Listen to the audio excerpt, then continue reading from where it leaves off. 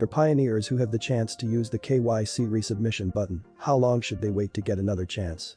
Resubmission would be a useful remedy only for a few cases, such as a failure in image recognition checks. That makes sense, that allowing them to resubmit their images for the algorithm to to take another try, and then many of them actually get passed. Until there are major changes to the system in these checks, like for example the image recognition, the resubmission wouldn't help that much. If someone who is actually stuck because of their name appeal, then it should be waiting for the name appeal feature to come out to resolve the, their name don't simply match that case. So giving them another resubmission would only lead them to have more trouble resubmitting one more time, wouldn't let them just go past because of resubmission. However, we need to strike a balance in granting, even for the checks that resubmission would help, we need to strike a balance in granting resubmissions, because we don't want to let the fake accounts to get many opportunities to retry either. Does core team have plans to notify inactive users to complete KYC? Do we remind them to complete KYC by SMS or email reminder to download the app and log in? Yes, there is already a feature actually halfway shown, but there is some scalability issue and not fully fledged for people to use. I don't remember where it is at. Maybe it's in the mainnet checklist. Oh, the last step. It's like inviting your teams to KYC. So this is the mechanism and feature we thought of to mobilizing the inactive or other members who haven't KYC to KYC.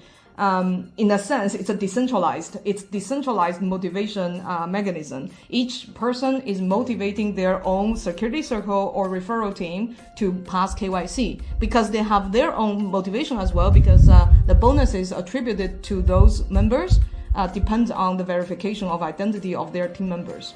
So the feature that we're thinking of is notification through similar to the PIN.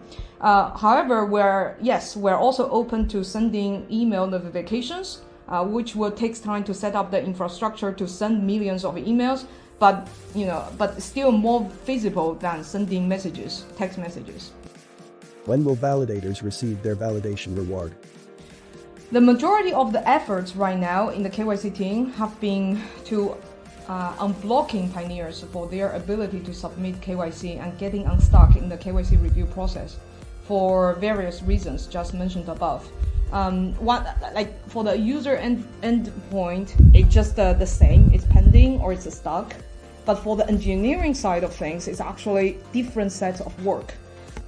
It's not just one set of work and unblock all people. It's a different miscellaneous set of work to unblock different people for different reasons. And that's why it takes time. And that's why you continuously hearing people who is stuck is because, there are always remaining people who is stuck due to the probability of algorithms and due to human errors. And we're trying our best to unblock them and improve them as much as possible. The validator rewards are accumulated by deducting 1 pi from each successful KYC, especially at the migration and into a pool. This pool will only increase and will not decrease because it will only be used to reward validators.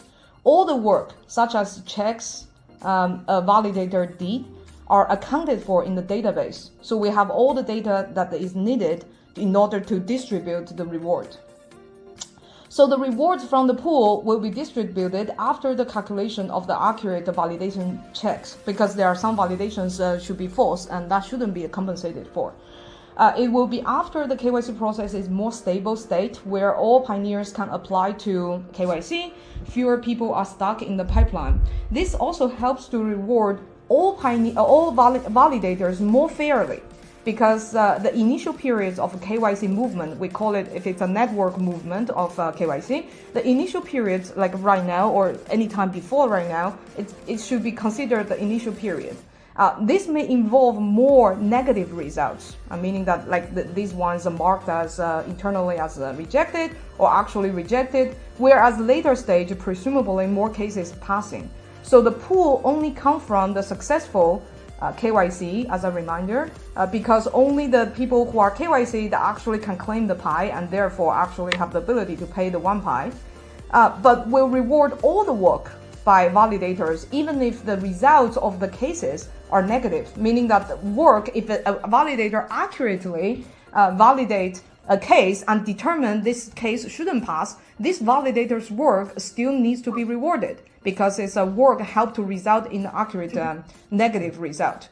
So accounting for larger data set of the validation work helps overall more fair reward distribution. I'll give a very simple example. So early on, let's suppose, all these are supposed hypothetical number. Suppose 3 out of 10 KYC applications pass KYC. And these work are done by 10 validators, which is assumption. Is hypothetical because actually each case has many validators involved. Let's suppose 10 for simplicity. Therefore, this will yield 3 Pi should be distributed among 10 people, and each validator will only get 0.3 Pi. But later, as the system improves, later 9 out of 10 people pass KYC, and also done by 10 validators, 9 Pi will be distributed among 10 people. This leads to the later period 0.9 Pi.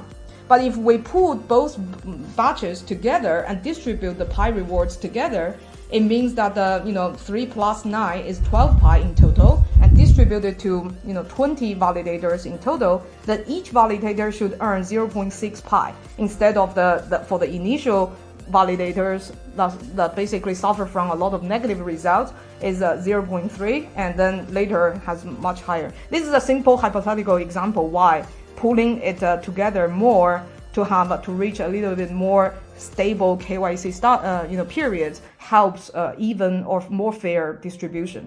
Okay. How many validators are there in total? Currently, there is over 700,000 validators who have validated at least a certain amount of applications, meaning that it's not just one or two, it's like a few applications, Is there human validation involved in all validations? Yes, at the moment, every KYC application involves multiple human validations. But human validations do not constitute the whole validation process of a KYC. But all the cases also involve multiple machine automation checks. So we will see how this can evolve in the future. Maybe we will be at a point where many validations can be fully completed by AI, and when the AI is not certain, that's when it goes to human validators. Yes. And by the way, this is going to be a benefit for human validators as well, because they will only be called to do meaningful work, therefore more meaningful work, therefore critical, meaning that not the easy cases but the more difficult cases that the computer cannot determine, and as a result the proportion, the amount of Pi that will be distributed would also be higher, because fewer people are needed per person who needs to KYC. Yeah, so this is the design of a component of a machine and also AI and human is by is to make something 100%, meaning that it can reach finality. Because AI until today, even though it's a great applications in areas very widely, very useful, but it cannot achieve the 100%. However, the KYC determination needs to be 100%. That's why we have the design of two components. And at the same time, as you guys, many of you know, AI has the nature of evolvement, like evolution of itself, of getting smarter as it goes. And that's what Nicolas commented on later. It might not need certain processes or reduce certain type of work for validator, while giving validator more critical work to work on. Mm-hmm. So that we're doing two things basically as we go. One is we're using these algorithms to make decisions in the applications as they go, but we are also learning, the algorithm is training and learning based on validator responses, and it's improving itself. Mm-hmm. Can you share any main statistics with the community? Some migration statistics. So currently there is a little bit over 1 billion pi that is moved to mainnet. It's 1.046, something like that. And about 80% of that is locked for 6 months or more, like 813 million and some more. We have migrated about 1.3 million to mainnet. That means that this 1 billion pi belongs to those 1.3 million people. And there is currently about 2.6 million, about double that, who have passed KYC.